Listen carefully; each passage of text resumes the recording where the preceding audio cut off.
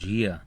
Graças a Deus, mais um dia, mais uma oportunidade que o Senhor nos concede. Estarmos aqui juntos, aprendendo da Palavra de Deus, aprendendo um pouco mais com a Bíblia Sagrada, para que nós possamos difundir essa ideia, né, esse projeto que nós estamos de mostrar que a Bíblia não é simplesmente um livro religioso, que ela é sim um manual de instrução para as nossas vidas, para tudo na nossa vida, seja ela pessoal, profissional, sentimental, amorosa.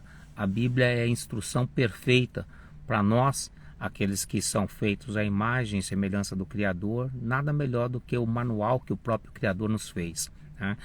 Hoje, dia 2 de julho de 2024, nós vamos dar continuidade no texto de ontem, né? Ontem falei que nós estaríamos falando essa semana sobre liderança, e ontem nós falamos a respeito da rejeição, né, de Samuel, no primeiro capítulo do livro de Samuel, no capítulo 8.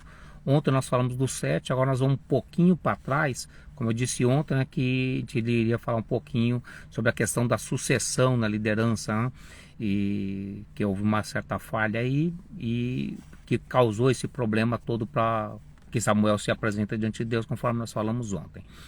Então hoje, o verso de hoje vai ser o verso 5, né, que é o começo da história, para entender um pouquinho dessa questão dessa rejeição. Então o verso 5 diz o seguinte: o povo chega-se a Samuel e diz o seguinte, fala assim: olha, Samuel, você já está velho, e os seus filhos não andam pelos mesmos caminhos que você andou. Por isso, faz-nos, pois, um rei, para que julgue sobre nós, como faz todas as outras nações ao nosso redor. Então aqui é um grande problema da liderança, mas um dos maiores problemas de liderança geral, em todos os aspectos. Isso é em todos os aspectos de liderança, da liderança menor até a liderança maior de uma grande empresa. É um problema enfrentado muito comum em todas as empresas, que é a questão da sucessão da liderança. Hoje a maioria dos líderes ainda, né, tem esse pensamento de não treinar substitutos. Eu tive uma experiência na minha vida, e eu vou colocar ela aqui, porque eu acho que essa experiência foi muito válida. Eu já disse em alguns vídeos mais antigos, e gosto muito de comentar isso, que a minha vida profissional, ela teve 70% da minha vida profissional em uma única empresa, e é uma empresa que eu fiquei pouco tempo. Foi a empresa onde eu comecei minha carreira. Deus me deu o privilégio de colocar pessoas no meu caminho no início da minha carreira que me ajudaram muito, me ajudaram de uma forma profissional muito grande, né? Quando eu trabalhei ali na Conquebras, uma empresa de concretos lá do Brasil, foi a primeira grande empresa que eu trabalhei em questão na área administrativa, né? Eu vinha da área de metalurgia, trabalhando na área de metalurgia, e fui para essa empresa, para a Conquebras, era uma multinacional italiana. E ali entrei para trabalhar na área de almoxarifado e saí de lá como subgerente. E eu lembro-me que comecei a galgar muito rápido, né? Eu entrei na empresa, era bem jovem, né? Eu entrei na empresa, eu tinha 17 anos. E entrei ali na empresa, e com pouco tempo eu já estava ocupando cargos de liderança. Já estava exercitando a questão de liderança, e surgiu uma situação na empresa. Eu já estava nessa época fazendo a coordenação da parte de compras, né? E surgiu na empresa uma oportunidade de uma vaga de subgerente, né? E ficou aquela vaga assim, teoricamente, né, pela lógica, a vaga era minha, não tinha nenhuma outra pessoa no patamar de conhecimento, no patamar de influência, que não fosse eu para ter aquela vaga. Então eu estava assim, bem tranquilo, e era uma vaga assim, financeiramente muito boa, as condições iam praticamente, meu salário ia dobrar, as condições, os benefícios iam triplicar. Então era assim, uma coisa sensacional, era um salto quântico na minha carreira, na minha vida, ainda mais para um menino ali de 18, quase 19 anos, era uma coisa para lá de fantástica, né? E estava tudo certo, eu tinha um ótimo relacionamento com toda a direção da empresa, e ali um dos profissionais que me ajudou muito, ele chamava Jorge, era o nosso gerente regional, né? Ele cuidava de toda a região metropolitana de São Paulo. E chegou um dia, ele estava lá para conversar com o meu diretor, e conversa daqui, conversa de lá. Aí o diretor chegou e falou da questão da vaga, da sucessão, tudo mais, que eu devo colocar. Ele bateu assim, a mão no meu ombro e falou assim: ó, Roberto, você seria o melhor nome que tem para colocar aqui, mas essa vaga não vai ser sua, não. Quando ele falou aquilo ali, quase que acabou. Eu falei, ué, como assim não vai ser minha? Tá louco? Não tinha mais ninguém, não tinha sentido nenhum trazer uma pessoa de fora para colocar numa vaga ali. Fiquei assim. Aí eu olhei bem pra cara dele e falei, você tá brincando, né, Jorge? Ele falou, não tô brincando não, eu tô falando muito sério. Aí eu peguei, olhei pra ele e falei assim, mas por quê? Aí o próprio diretor olhou pra ele e falou assim, não, pô, você deve estar brincando. Como assim não vai ser o... Ele me chamava de Robertinho. Como assim não vai ser o Robertinho? Ele falou assim, não vai ser porque é o seguinte. Ele falou assim, Vitor, do tempo que você está aqui, quando é que você viu essa questão da gestão de almoxarifado e compras está funcionando qual funciona hoje? Aí, não, o Robertinho, porra, aí, mais um motivo para ele estar na vaga. O cara resolveu todo esse problema. Eu falei, então, esse é o problema. Ele resolveu tudo. E se eu tirar ele de hoje desse setor, quem é que vai ficar lá? Aí virou para mim e falou assim, me diz aí, Roberto, se eu tirar você hoje aí, quem é que vai se suceder? Olha que sinuca de bico que ele me colocou. Olha que situação assim extrema, né? E não tinha ninguém mesmo, eu era muito centralizador, eu sou até hoje, eu mudei muito, né? Mas assim, eu gosto de me centralizar muito, eu gosto de estar no domínio, no controle da situação. Aí eu olhei pra cara dele assim, pensei, sabia que não tinha, eu tinha certeza que não tinha.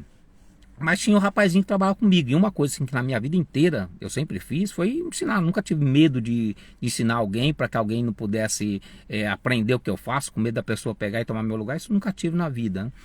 Aí eu peguei, olhei para ele e falei assim, não, tem o Carlinhos. Aí ele olhou assim, deu uma risada assim, meia assim, e falou assim, ah tá, o Carlinhos. O Carlinhos vai assumir toda a responsabilidade que você tem. Eu falei, não, isso é só uma questãozinha de treinamento aí.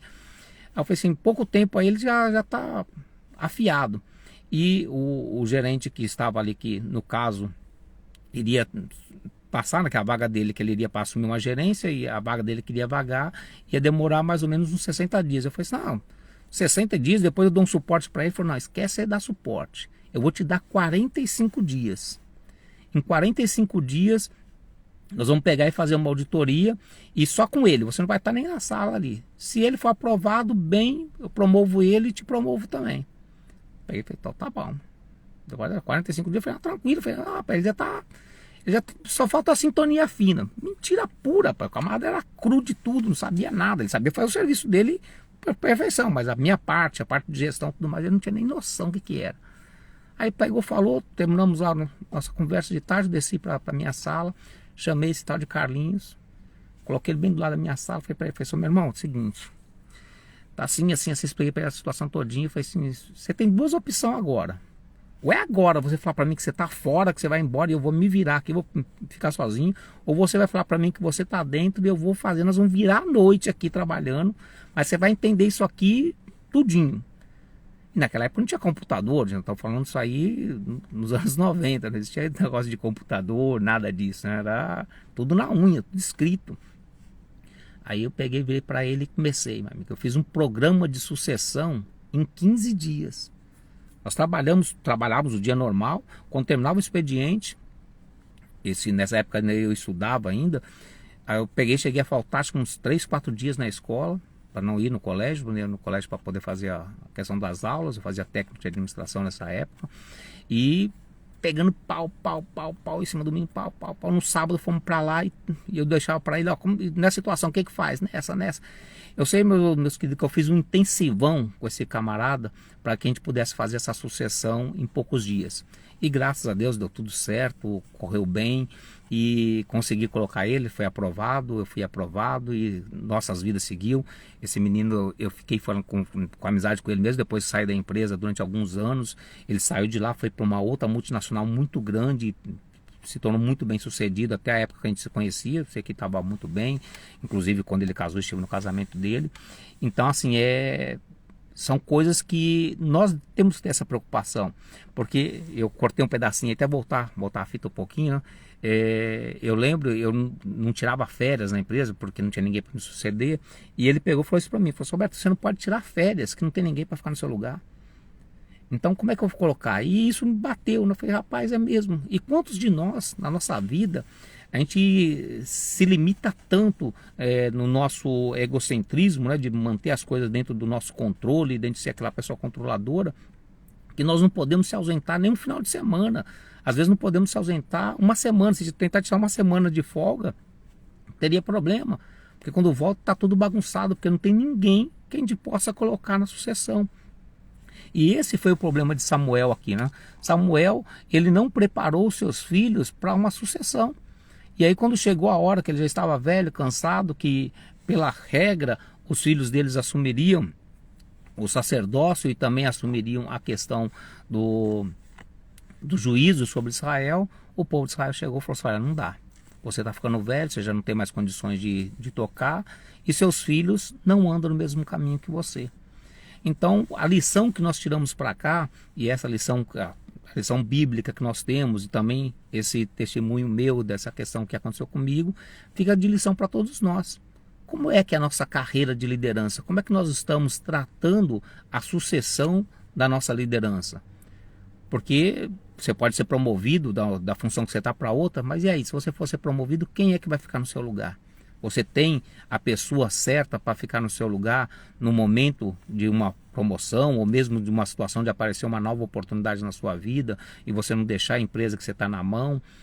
Como é que está a sua carreira como líder? Como é que está a sua liderança? Você tem uma liderança participativa? Você pode se afastar e as coisas vão continuar tocando, ou você precisa estar presente ali em cima, controlando para que as coisas funcionem? Lembra, gente, aquela frase antiga que nós tínhamos, que o boi só engorda no olho do dono? O boi só engorda no olho do dono quando o dono não sabe administrar. Quando o dono é um bom gestor, quando o dono é um bom líder, ele não precisa estar junto para o boi engordar. Todo mundo vai saber que o boi precisa engordar e todo mundo vai fazer a sua parte. Então a lição que nós ficamos para hoje é essa: que nós possamos ter uma liderança participativa, que nós possamos preparar sucessores para nós. Não temos que ter medo de que aquela pessoa que eu vou treinar, ela vai ocupar meu lugar. Isso nunca. A sua capacidade é a sua capacidade, ela é sempre sua, indiferente de estar na empresa A, B ou C, ela vai ser sempre sua, isso ninguém toma. Então você tem que treinar, nós temos que treinar pessoas para que possam nos suceder nas questões da nossa vida, da nossa liderança, tá? Então o conselho de Deus para nós hoje é esse: treine sucessor, tá bem? Gente, um forte abraço, que Deus abençoe poderosamente a sua vida, para que você tenha uma vida ampla e abençoada e que possa ter uma liderança participativa próspera. Que Deus abençoe, forte abraço.